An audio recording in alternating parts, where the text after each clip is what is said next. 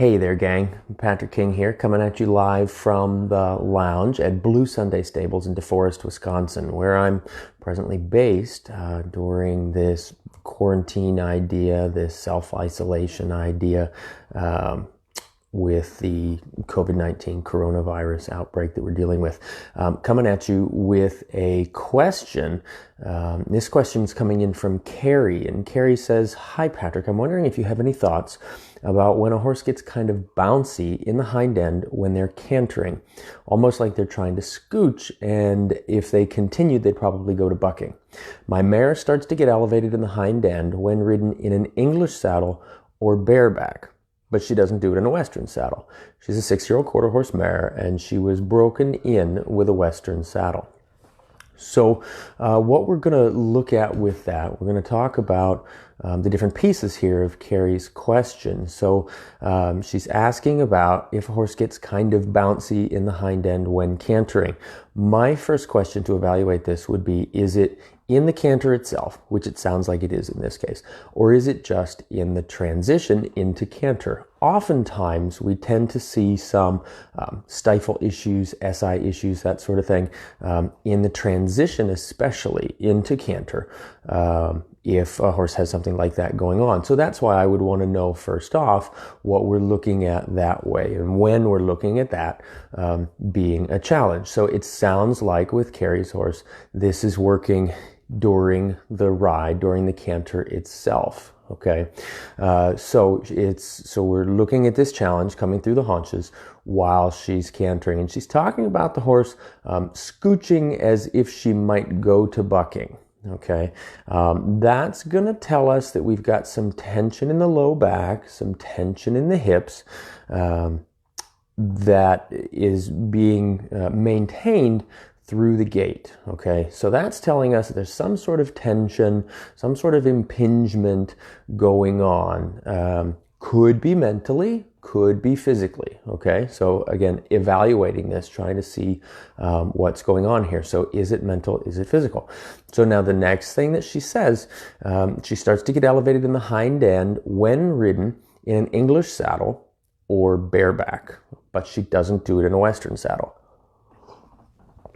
So that's where we're going to really hone in on this. Basically, what that's sounding like to me is a saddle fit challenge. Okay.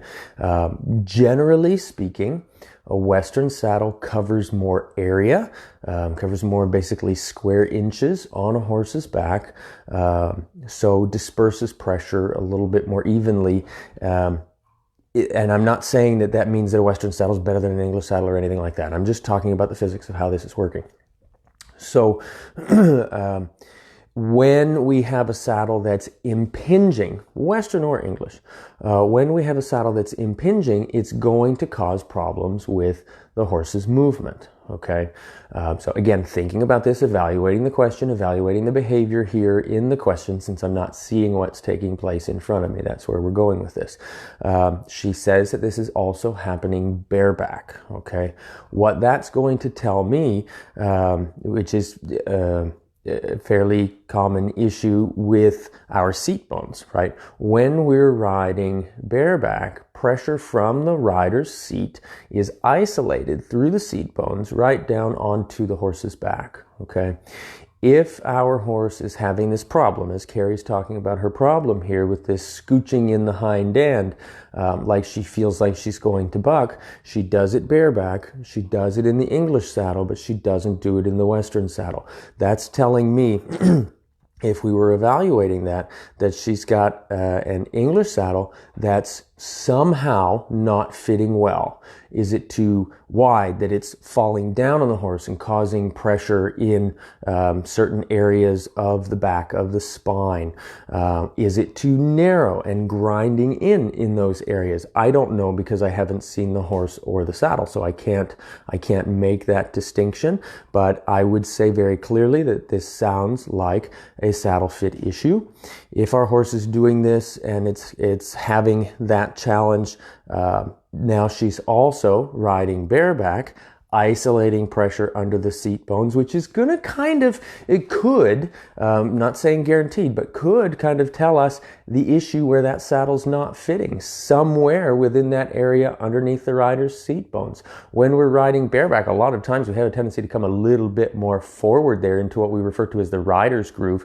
That is a prime area where a lot of saddles, English and Western, don't properly fit our horses. That's an area where in movement, when the horse needs to lift the front end, they get a bit wider there. They get a little more narrow in the withers, but a little bit wider back in that muscle sitting just behind the withers. And that's a common area. If our saddles are fit too wide, it causes kind of a ceiling that pushes down on their back and down on their withers.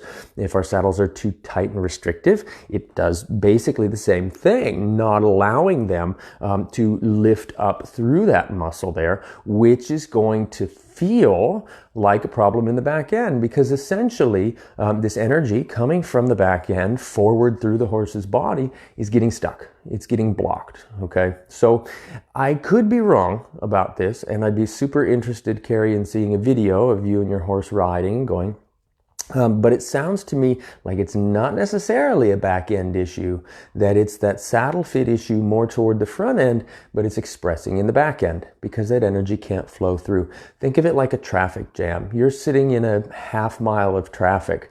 The problem isn't in the last car at the end of the traffic. The problem is in what caused that jam to begin with all the way up there at the front. So that's what I'm thinking based on this question. It sounds like our problem is.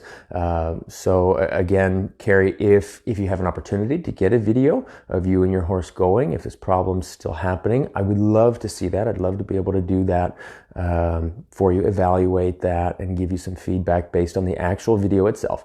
But based on this question, it sounds like we've got a saddle fit issue going on. So hopefully, Carrie, this was helpful to you. Hopefully this may have been helpful to anybody else out there that needs a little bit of insight or thoughts on this. If it has been helpful, please let me know. Leave me a comment in the comment section of the video here. If you've got some friends maybe that might be interested or might need this insight, please feel free, tag them below or share this video directly with them. I hope you are all staying safe and well. And yeah, you guys keep sending in questions, and I'm just going to keep talking about horses. Thanks, gang.